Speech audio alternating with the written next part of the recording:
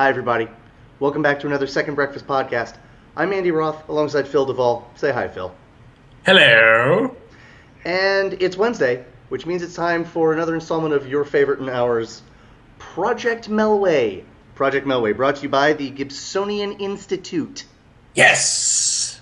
Phil, 10 seconds or less, tell us what Project Melway is. Andrew and I watch every single movie Mel Gibson has ever been in chronological order. Oh my goodness. Indeed. Tell us where we are in Mel's career right now. Mel, I'll tell you where we are. We're at the Zenith. We are at a very special place in Le Oeuvre de Mel. Our buddy MG, Mel Gibson, we started calling him MG last episode. It was actually Andy said it. I'm telling you what, I'm holding on to this thing like a tick on a mule. I'm holding on to this. I love it. MG. So our buddy MG. Okay, so 87 Lethal Weapon comes out. He becomes it's this big breakout moment for him. 88, he capitalizes on it with a movie called Tequila Sunrise. It's an all right movie, but it was a big deal at the time with Kurt Russell and Michelle Pfeiffer. And so it was a big deal. 89, just huge heights with Lethal Weapon 2. Lethal Weapon 2 was a sequel that made more money than the original, capitalized on the franchise, really turned it into a franchise, and really took off, really made Mel Gibson's career take off. That was 89. Mel Gibson did not rest on his laurels. The MG went in 1990 and made 3 movies back to back. 3 movies released in 1990. We are in the middle of the triumvirate of the 1990 films. The first of the ungodly MG Trinity is a movie that we talked about last week, Bird on a Wire, which was a very fun little trifle of a flick. Yes. And by the way, when we talked about it last week, I don't know if you noticed, we had some people respond that were like, "Hey, I really loved that movie." This is really why I wanted to do Project Melway, by the way, because Mel Gibson, while never being someone who was considered a great actor, although he's always been serviceable. No one ever called him like, he's never been compared to Daniel Day-Lewis or Nicholson or something like that. Right. But he did so many movies that were such a part of the fabric of our upbringing and our growing up that even though Bird on a Wire was not one that you and I cared about, 5 other people from our generation or however many that were watching our show. And when these get like compiled someday when we're famous, there will be like, this will be a big deal. People are like, Bird on a Wire. Come on, I certainly saw it in the theater, and I certainly was like, what? And I certainly remembered it, and it's because of Mel Gibson and Goldie Hawn, but mostly Mel Gibson. And I want to talk about that in a minute. I want to talk about that later on about seeing these movies, because I saw Air America on video, but right after it came out on video, and I saw Bird on a Wire in a theater, and I want to talk about that perception going into this movie, rewatching it. But nevertheless, back to MG. So MG makes Bird on a Wire. Bird on a Wire is what he did with Lethal Weapon was he showed us in the midst of an action movie, he showed us how someone could be there could be this level of comedy, but also some craziness. In Tequila Sunrise, just straightforward noir film. Lethal Weapon 2, action comedy. To me, Lethal Weapon 2, as much as Lethal Weapon and Die Hard define action films in the 80s, I think Lethal Weapon 2 is a genre-defining movie for action comedies. Right up there with like Beverly Hills Cop, 48 Hours. I think it's like that. Like it fits in that genre. Okay, so then he's now at the height of his career at this point. He has made these huge movies, and he just goes boom, boom, boom. Bird on a Wire, Air America, which is the one that we're going to talk about today. Air America with him and Robert Downey Jr. and about a dozen that guys. Like so many. We're going to talk about that too. Everybody, we're going to talk about that guys, and we're going to talk about seeing a movie in the theater and your perceptions on it. Those are 2 things we're going to hit on. And then the next movie he does after this is a total departure for him. For our understanding of him, which is he's going to be in Hamlet. We're going to talk about Hamlet next week, and I believe we're going to have a special guest star for that. Yes. It will not be Shakespeare. Will not be the special guest star. I quit. If we can't get the Bard, I'm out of here. Okay. I like that attitude. I like that. I like your prima donnaism. Make it happen. Do you want to talk about Air America? Do you want to like give us a gist of it? I I do. But before we get there, Oh, eh, okay. audience. What's wrong? So Phil and I are chatting uh, on the Google machine before when we're trying to schedule when we're going to shoot this, and he said he chat something to me that's quite lovely. It's just so lovely, and he says, "I'm excited to talk about this movie. I love what we do," and I agree. Of those two statements, I agree with like one and a half of them. I love what we do. I love Yes. this. And it isn't that I'm not excited to talk about this movie, but I have to be honest with you, and Phil does not know I'm going to say this, and Phil, I have to be honest with I you have too. no idea. We did not talk about what we were going to talk about. I I Project Melway's getting to me a bit. It's getting to me a bit. It's just Is like it? I'm in for the long haul. All right, but it's a little. I mean, So this does to you what the Gauntlet does to me. It's a little. It's straining. there's a strain. It's true. It's true. Okay, And I talk think it through. Wait, buddy, yeah. talk it through with me. I want to hear about it. Okay. Tell us all what the deal is, because I'm like right now I'm in the butter. Like I was so excited to watch this movie. I'm like I've got a big oar made of French toast, and I'm just wading through the butter. I'm so happy. God, I'm hungry I don't now. know what that is. Ugh. What do I have in the kitchen? Um, um, I think it's this.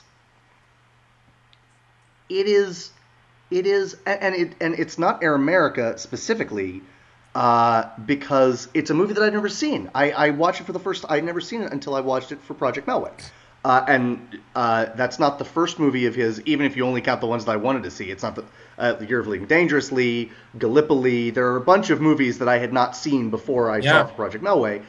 Some I've liked, some I've loved, some whatever. But it's yo, we're getting into like obligation land for me, and that is like the I thought we were antithesis in obligation of. land when we watched. Say again. I thought we were in obligation land when we were watching like Ted and Attack Force Z, and Tim. I don't even care. I mean, I don't Fair. even care, like, I don't even care to call it the right name. I Tim guess. and I Attack Force Z. guess. Here's Andy, can I say the something to deal. you? Can I say something to you before you Please. before you finish your sentence? Please. Mrs. Sofel, dude. Look. Mrs. Sofel. This is not. I don't want to make this about Air America, Okay. and I think maybe Mrs. Sofel is where it kind of started, right? Go on. Because it was just such a slog getting through Yep. some of those movies, and it's not like it wasn't any one movie. It's just slowly built up, and all I'm saying is, by the end of Project Melway, I will be saying, I can't say it on the podcast, I will be saying Danny Glover's famous line from the Lethal Weapon series. Got it. I'm in. I love it. I love you, audience. I love you. I love Project Melway, but I love it. But we're sleeping in separate rooms right now. Like I just, Hey, can I ask you a question? please do. How much responsibility does MG bear? Legit question, right? It is a legit question, but it's a pretty easy answer for me. Almost none. Almost none. He is as engaging a performer as ever. I confess that Air America is certainly not. I don't know that it would make the top 5 performances just of what we've seen so far. Certainly not in his career. In Air America, I mean, but that's because like this one's like a layup. This role is like a layup for him. It's just him being charming and charismatic, and that's it, right? Without any of the depth, not his fault, but without any of the depth that we see, for example, in the first Lethal Weapon movie. You know? Oh, yeah, no. This movie was very mediocre, but entertaining. Never not entertaining. I agree with that. It starts out, well, we'll get into it. Yeah. So, I'm but it done, makes by me the way. wonder. But it makes me wonder. Oof, pardon me, world. It makes me wonder. Do you does this? Do you think? How does this bode for us doing another actor marathon? I am in. I'm in. But why? I do so many things that I don't like, Phil. Yeah, but I don't want this to be. I don't want this to be one. Hira. What, like when professional athletes are asked, like, professional golfers are like, a bad day golfing is better than the best day anywhere else. Okay, okay. I appreciate where you're going with You this. know what I mean? I And do. I'm not even gonna say that Project Melway would be considered like the worst, but it's a little. It just it's you know the notoriety of it. It would be great. No one just that no one cares. But I think it's great. I love that we're doing this, and it gives a sense of purpose that I don't understand. Um, it is amazing how important something so lame can be. I am gonna compare us to Sir Edmund Hillary right now. Thank you for Okay, doing that. I was thinking right, of Lewis and Clark, but I'm glad you said Sir Edmund Hillary. right. Well, look, he got to the top of Everest. I mean, that's cool, right? That's cool. But I mean, what is Can I that? be Tenzing? Can I be Tenzing Norgay? I would be offended if you didn't want to be. Thank There you. you go. I I mean, at the end of the day, how did his summiting Everest affect me? Like as the saying goes, what did that do to the price of tea in China? Nothing, I right? I had a tent that was named after him. Like I had a brand of tent that was named after him, Okay. which got really awkward when my ex girlfriend and I broke up, and the side of the tent was just her name in really big letters, and I was just like, "This is. Can I switch this in for anybody else's tent? Can I just not have a tent with her name?" And there are That men who wouldn't, is and there are men who wouldn't care about that, but I care about you're not one of those men. everything. No, I care about everything.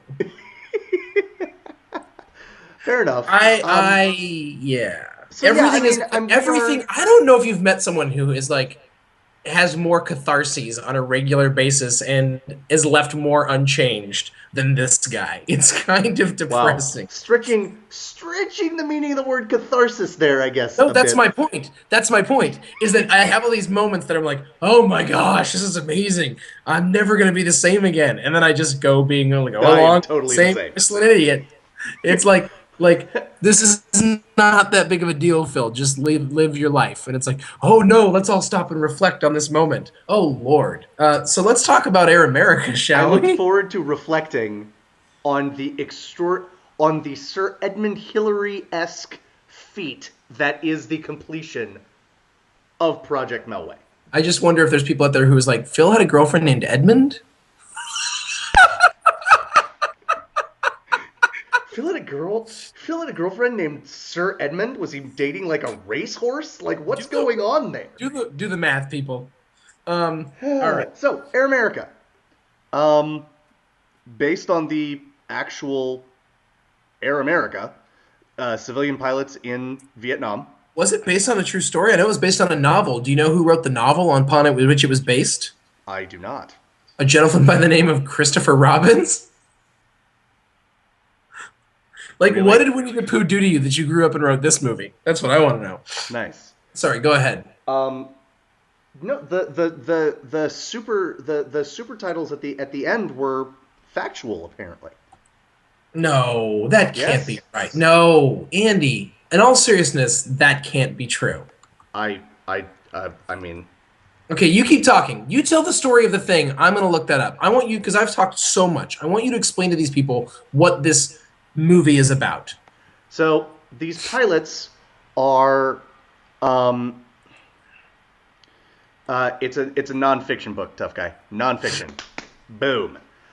These pilots are in Laos. They may be elsewhere in Southeast Asia during the Vietnam War, but this takes place in Laos. And Mel Gibson is the guy that's been there a while, and Robert Downey Jr., at the age of like zygote, is a traffic helicopter pilot. The same year, by the way, that he played Charlie Chaplin and was nominated for an Oscar for Best Picture. Unbelievable. He looks so much younger in this movie than he does in that movie. But yes, thank you for bringing that up. I didn't know that, or I had forgotten that. I apologize. That movie came out 2 years later, but still.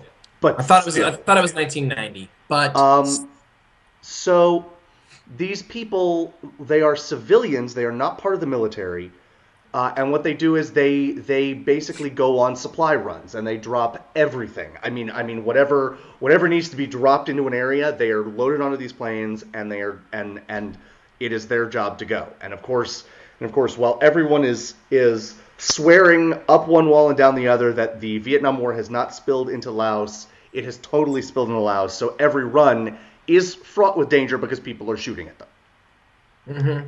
And in the middle of this, there is drug smuggling going on, run by the people who run Air America.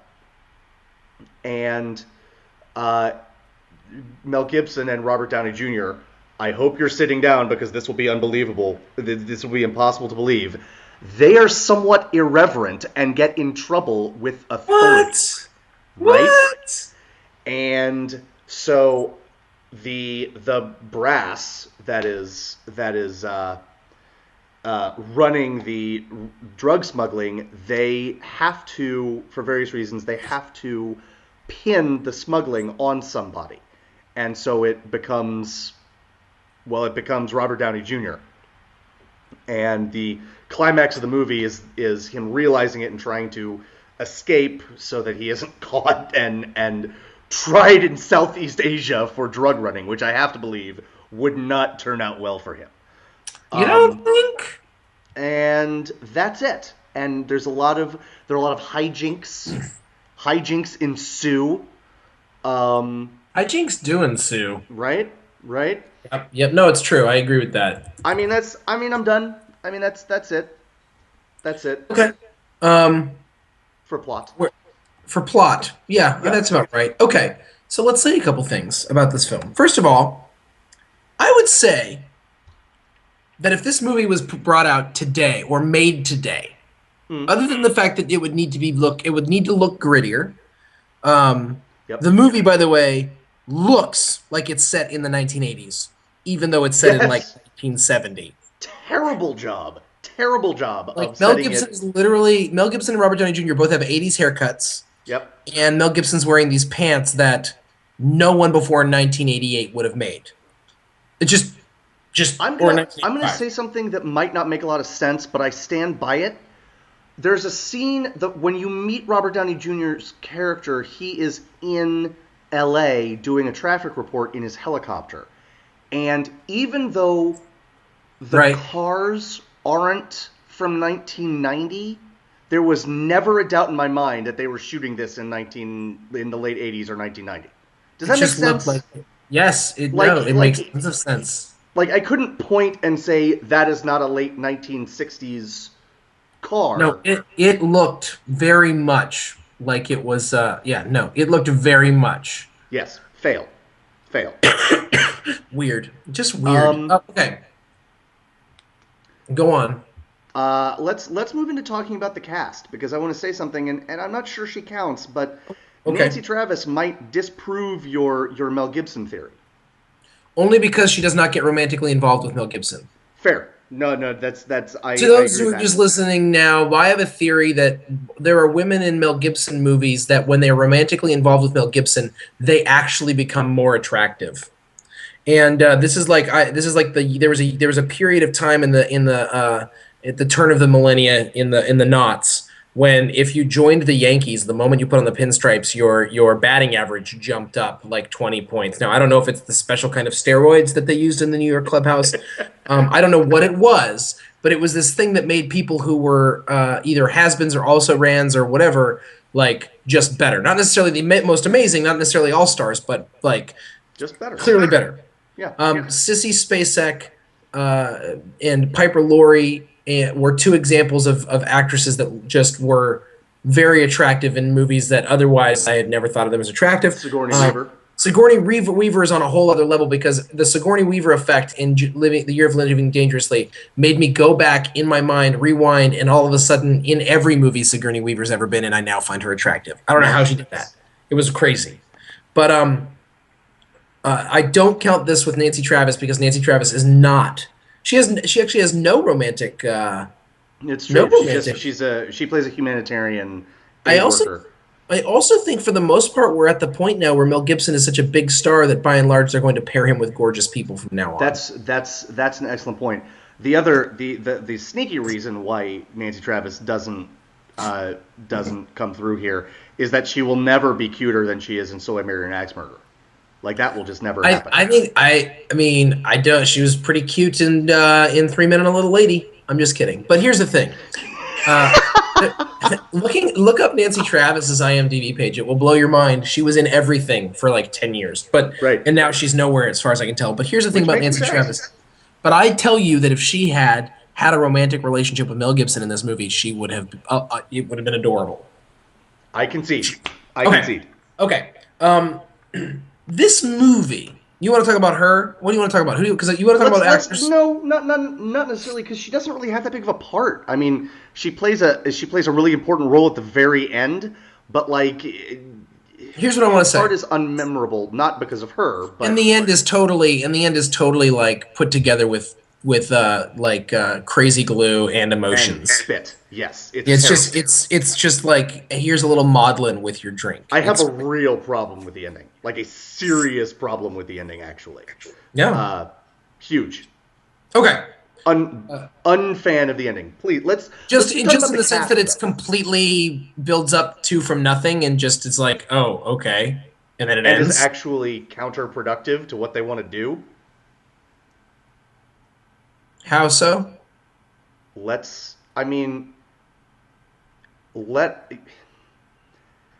Okay, there's no way to talk about this without talking about spoilers. Mel Gibson's big get-rich plan, he has hoarded a ton of guns. Right. Enough guns to fill the back of a gigantic airplane. Right? It's true.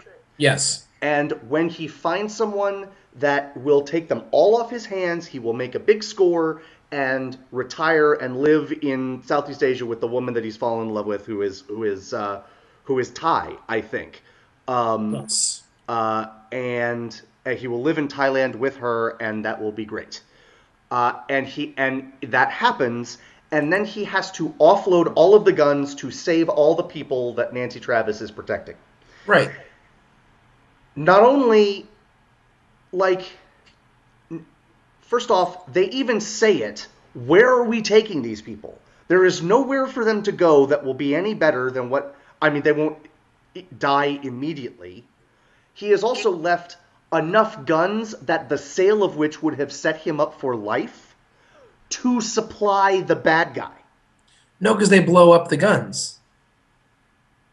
He throws a bunch of grenades on it and then they blow up. Oh, that's right. So you can hate it less. Then no, because the other option is this. Who is he selling to? He had to be selling to someone that because he's Mel and he wouldn't like for all of his I'm an anti-hero and I just want to get paid. It's clear in the movie that he would not have sold to a bad guy.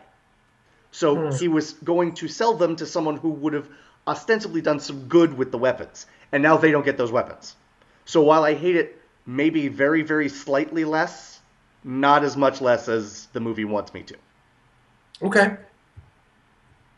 Let's keep talking about the cast, though, because there are a ton of people in this movie. Oh my God, there's so many people in this movie. So Robert Downey Jr. in his first go-around as a famous person, and Mel Gibson does a fine job in this movie. Again, he's not called upon to do a whole lot. He somehow is he got old quick. Interesting. He seems older than he is. Do you know who they originally had planned to play his role in this film? Who? Sean Connery. Interesting. Okay. interesting, which gives you the sense that he's meant to be the senior partner, obviously, and he does feel older. Yeah, But in that's true. reality, he's only like 35 or 36 when they make this. But if you told me he was 45, there's something about him that you'd buy that. Yeah. And that's really interesting to me. Like you're like, oh, he's like, I've seen enough of this, and he plays the jaded, cynical guy and has the whole conversation. But it's really strange, like how much he's aged in the last couple of years, and he's in between 87 and 90. Yeah. It's all that hard to live in. Sure. But he's fine in it. Those are the two main guys. Everybody else is that guys. We can talk about that guys for a second because there's just a truckload of them in this film. I'm going to throw names out there and tell you what they're most associated with. My personal favorite, Tim Thomerson, who you might know from Trancers. I know him. I don't know him from that. I know him from Who's Harry Crumb. Yes, fair. Which should give you an idea of the level of the caliber of the things that I watched growing up. Michael Dudikoff from No, I didn't see Michael Dudikoff in this film. It's interesting. I don't think I did either, but he is highly if I liked the movie more, I would have gone back and looked for him. But he's uncredited, it says, but I mean he's credited. So somewhere in there is American Ninja. Somewhere in there, maybe he was maybe on the cutting room floor. You know. Now let's get to the big guns. There's a guy by the name of Lane Smith. Lane Smith was who's dead now, by the way. He had ALS. It's really sad. Really? Yeah. That makes me extraordinary. I mean, it makes me sad anyway, but no, but for some reason it's like worse. I know that's weird to say. Yeah, no. I'm with you. He was. Did you ever find out an actor that you never knew personally died, and then you get sad about it? There's a great scene in a movie that I think is a very fun movie called U-Turn, which is a Oliver Stone flick with Sean Penn. It was one of Oliver Stone making. It was Oliver Stone's version of a trifle in the sense that it wasn't about America. It was just a movie. Right. But there's a line. Claire Danes is in it, and she plays this like fantastic, just adorable, clueless hillbilly. And she's like, she meets Sean Penn's big city character, and she's talking about Patsy Cline and how much she loves. She's just discovered Patsy Cline, and she's in love with Patsy Cline, and she can't wait to meet her someday. And he said, "Well, she's dead. She died in a plane crash." And she's like, "Oh my God, that's so sad. Doesn't that make you sad?" And he's like, "Well, I've had some time to deal with it." Because it's been 60 years, right, or 50 years. Lane Smith, known to me for two things, although I've seen him in a billion things. He is the prosecutor in My Cousin Vinny. Yes, Trotter.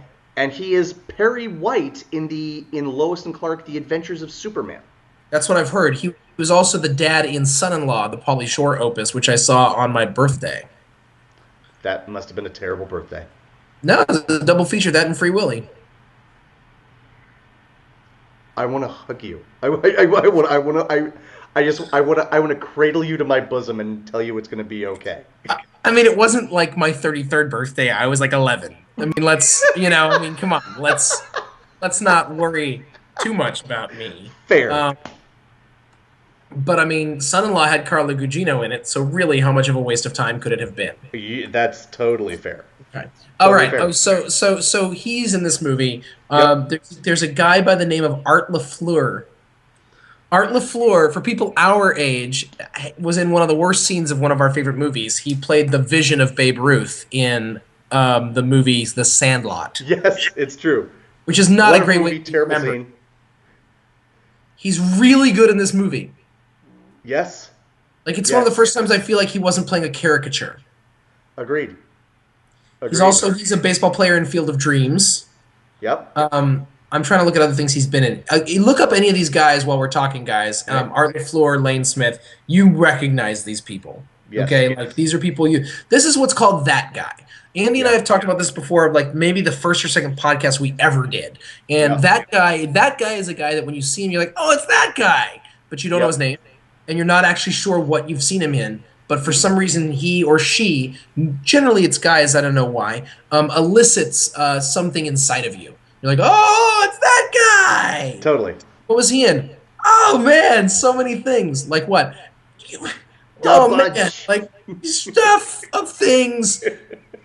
Why are you making me do this? Not a quiz. Right? Okay, Ned Eisenberg. Ned Eisenberg was in, again, I don't know. He's just that guy. Okay. He is that guy. Time they need like a Goomba that wasn't in The Godfather, they use this guy. Nice. It's true though. Oh, that's Ned Eisenberg. Yes. Okay. One of my favorite that guys of all time, Marshall Bell, who was in I went to the bathroom next to this guy once. We'll just leave it at that. But he was Will Wheaton's father in Stand By Me. It Should Have Been You. Oh. Yes. He delivers maybe the single most crushing line in the history of film. Yeah. Like, is there I was, 7 or 8 when I saw Stand By Me, and I can tell you right now, there is not, I remember even at that age being like, that's not right. That's not a thing that should happen to anyone. He was in Total Recall. He played the bad guy in Twins. Right? Really, just a guy that you should know. Yes. Nice. Nancy Travis is that girl. Agreed. I think. Agreed. And then we have Tim Thomerson, you mentioned. Yes. I mean, this is a veritable who's who. There's another Ken guy. Jenkins. Ken Jenkins, who I don't think I remember him from a single other movie, but he is Dr. Kelso from Scrubs. Okay. Who is the chief of surgery and the head of the hospital and just an all-around jerk, basically. Okay, so he's been in something else. He was a total jerk too. Yes. Total. There's one other guy whose name I will not be able to figure out. Oh no, I found it. Look at me. David Bowie, not David Bowie. If you got rid of the I, spelled the same way. I know him from one movie and one movie only. Tell me. He played Weird Al's best friend Bob in UHF. Which UHF to me is a movie I don't know why we've never talked about. It is a stone cold classic. It is just if you had to make a list of movies that formed me growing up, I would have to put UHF in the top 10. It is so high up on my list of movies that just molded my terrible young mind. Yes, so many that guys in this movie. He is in. There's a movie that Phil was asking me about the other day, about a sentient telekinetic killer tire called Rubber. I'm glad that you described the movie before you said the title, because you were worried people would think you were talking about something else. That's true, but now I'm worried they'll think I'm talking about exactly what I'm actually talking about. This is not a movie that's worth your time, except this gentleman is in it. But there's a tire that kills people with its mind. How is that not... I don't understand. Oh. Andy, it's a serial killer tire. Do you know how I got my father-in-law to see Hot Tub Time Machine? Told him the title. I go, it's a hot tub and a time machine. Listen, if this was a movie just about a hot tub, I agree with you. Who cares? Yeah. If this was a movie just about a time machine, again, whatever. Right. This is a movie about a hot tub that is also a time machine. Yeah. That, to me, is like sold.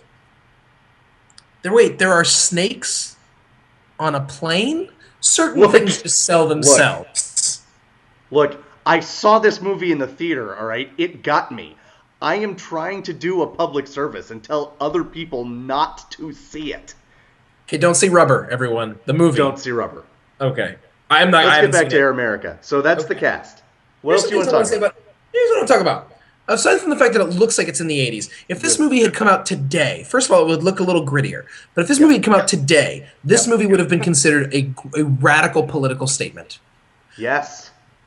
It came out between wars, really. It came out at a time where there was no real military I mean, there's always military intervention in America. It turns out, if you really look at American history, we're just always somewhere.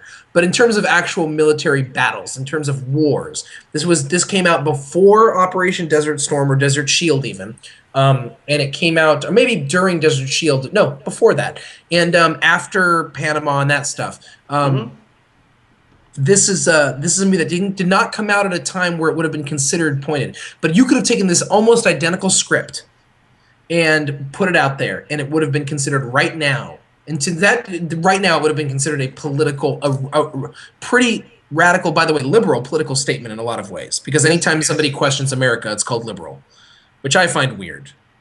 But that's a whole other subject. I don't know why it's conservative to love America and liberal to hate America, but that's a whole other subject. Agreed. So in some degree, I'll go ahead and say Air America is kind of before its time. And I will say this.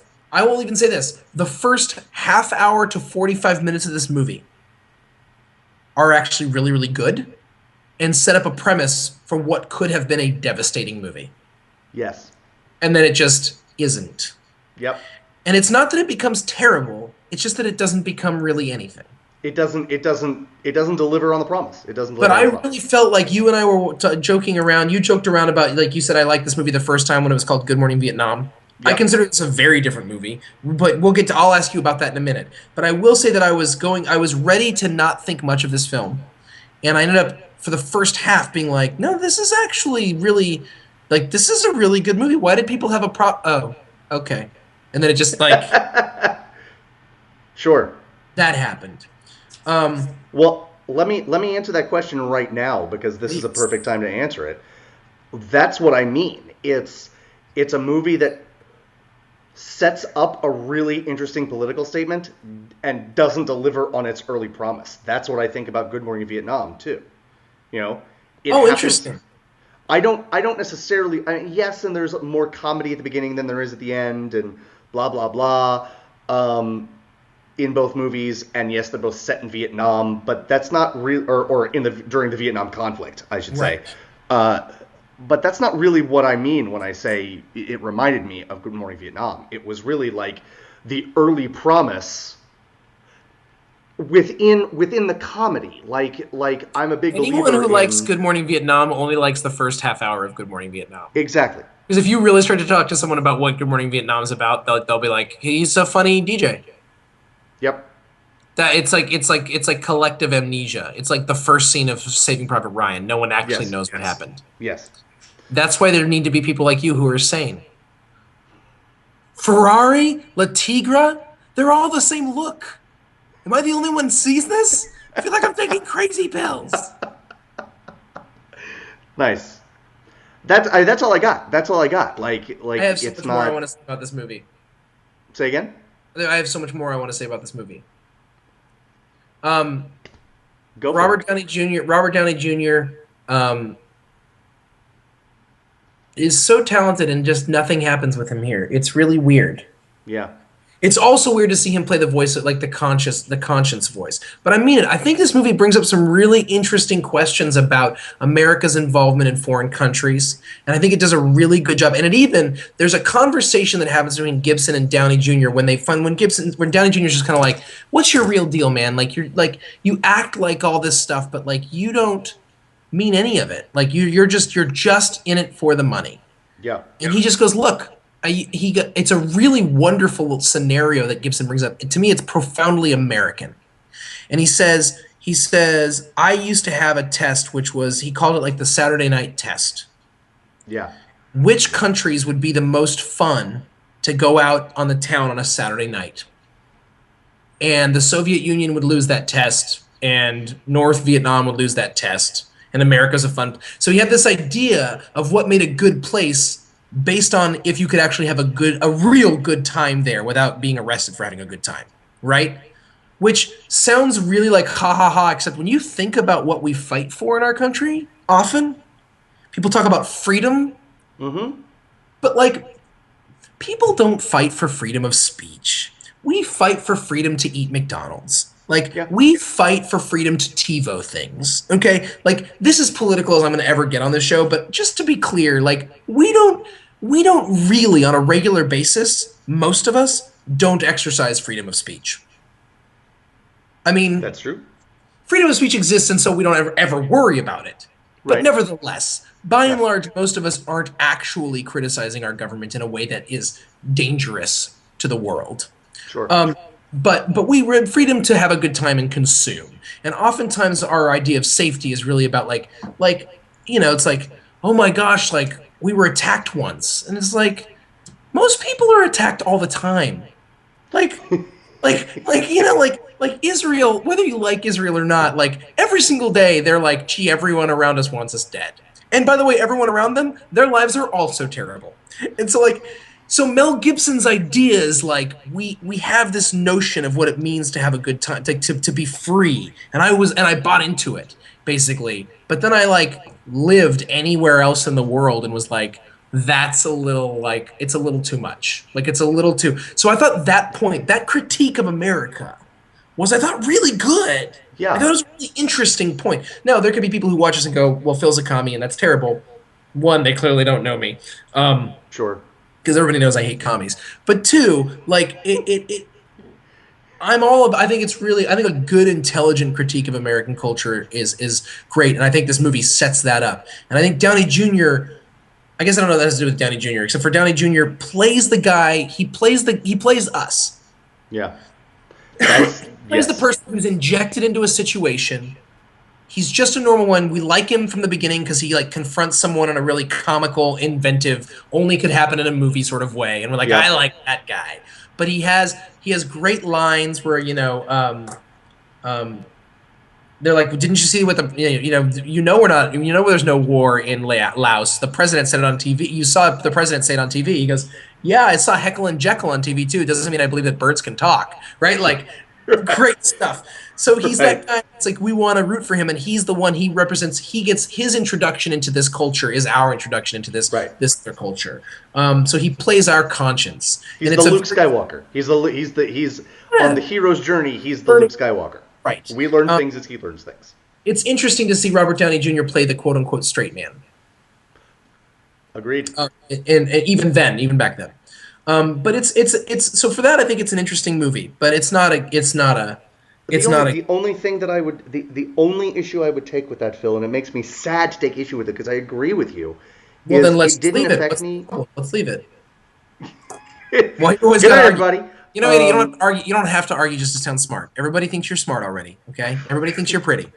I have to prove myself on a daily basis. The problem is, Phil, that when it and this is unfair of me, I guess, because other movies that do this get it passed for me, and I don't know what the difference is.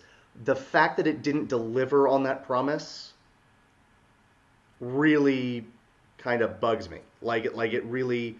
I confess I don't know why, and that's me being unfair. But like, I agree with you that like if the movie had ended after that Saturday night like test speech, because you're invested. You know why? Because you're invested in Mel Gibson now. Because now you're part of MG's life, and you're like, dude, you just made Lethal Weapon 2. What are you doing to me? Like, you want there to be. Like this is the crazy thing about following anybody's entire filmography is you're actually like invested in their success, and it's like even though you know that Juliet's not gonna wake up until after Romeo is dead, you're still like every time you're like oh yeah, no, that's fair. So yeah. I was going to say something about Titanic as well, but I can't. Because the thing is, I was thinking about the fact that, like, we watched Titanic a couple months ago, and it hit me like, do you realize how much better both of their lives would have been if they'd never met? So actually, that's not true. Better. You could argue that her life would not have been better. But you cannot argue that his life would not have been better. If he had never met her, he would have lived. It's that simple. It's that's actually true. that simple. I don't know that you can argue that. I mean, of course you can argue it. He gives her the strength and the wherewithal to get out of something she needed to get out of. I submit, and maybe this is just because I love Kate Winslet so much, she would have found that strength anyway. It's not Kate Winslet you're loving right now, it's Rose, and you need to get your life together. No, it's Kate Winslet. Fair enough, fine.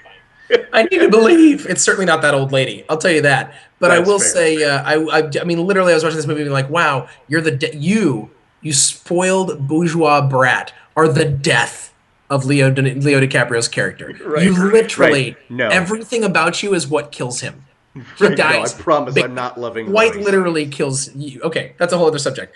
No, no. Last thing I want to say about this movie, which is really not about this movie, but this and Bird on a Wire, I saw both of them when I was 11 or thereabouts. Okay, like thereabouts. And what interests me is that both of them disappointed me, but for different reasons. Okay.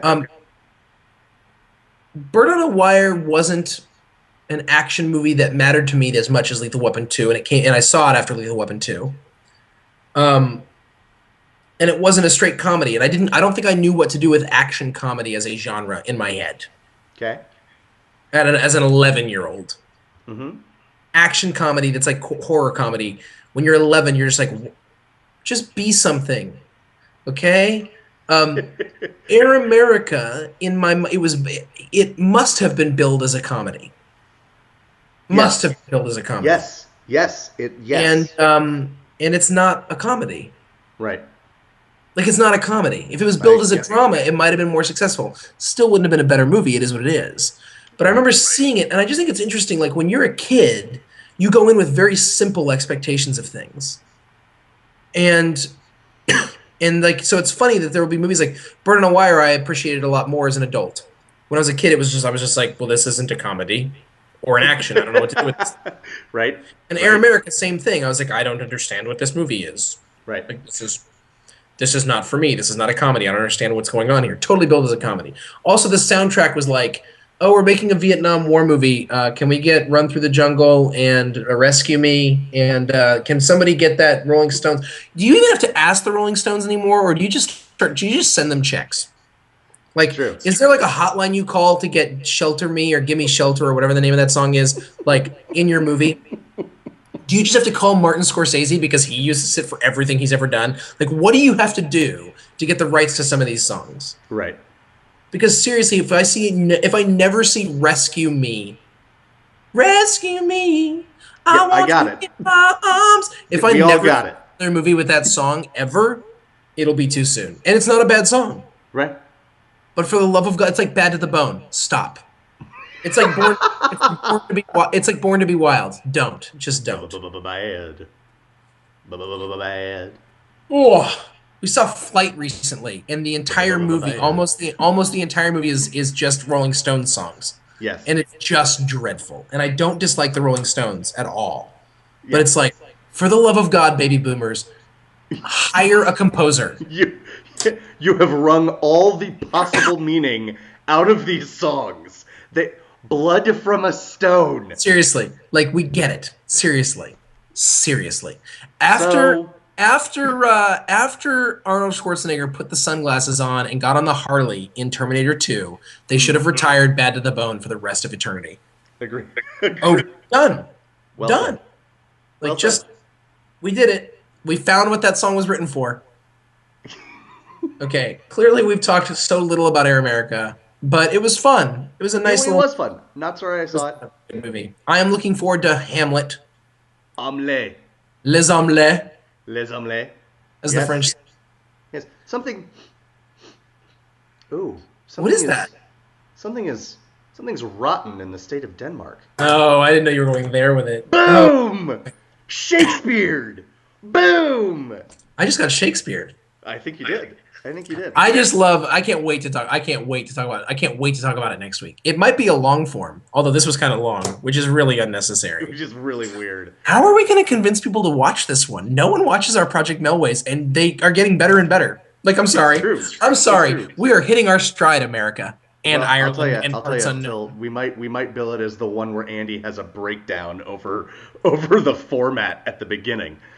That might be it. I feel bad for you. I don't know what we're going to do because, Andy, we're like only halfway through. I know, but I feel real good about next week. I already feel good about Hamlet. I really do. So the next three we've got Hamlet. Yes. We've got Lethal Weapon 3. The magic is back. which is the third Magic is Backpack, which is the third best Lethal Weapon film. It turns out. It's crazy how they numbered them in descending order for you. Which one should I see the most? Lethal Weapon. Which one should I see the second most? Lethal Weapon 2. Which one should I? Never mind. You get it. It goes. And so it goes. And then Hamlet, Lethal Weapon 3, Forever Young. Hamlet, Lethal Weapon 3, Forever Young. Set your cues, America. I just feel like when you become famous enough, as a, we're going to talk about this next week. Yeah. No, we're not going to talk about this next week. We're going to talk about this when Forever Young comes out. Because he plays a character named Captain Daniel McCormick.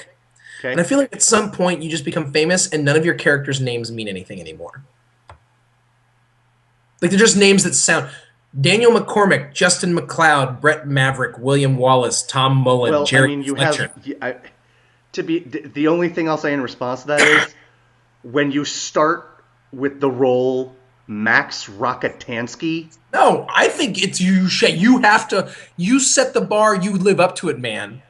There's nowhere to go but down from Max Rockatansky. By the time he's in, by the time he's in The Patriot, his name is Benjamin Martin. No, that means nothing. And then when he's in, you ready for his name and What Women Want? Okay, it might as well just be Vanilla Bean. Okay, his name is. Are you ready? Yeah. Nick Marshall. No. Like that's not even. No. You're not even trying anymore. We gotta stop. We'll get there. Next week, Hamlet. Very excited about it for any number of reasons, guys. But after that, we've got Lethal Weapon 3 and Forever Young. This has been Air America, part of Project Melway, brought to you by the Gibsonian Institute, part of Second Breakfast Podcast. Hope you've enjoyed it as much as we've enjoyed doing it, except for my freak out at the beginning. I'm over it. I'm back in the game. You're back. You're back in the game. I'm Andy Roth. That's Phil Duvall. I am. We'll see you again real soon. Bye-bye. Bye, folks.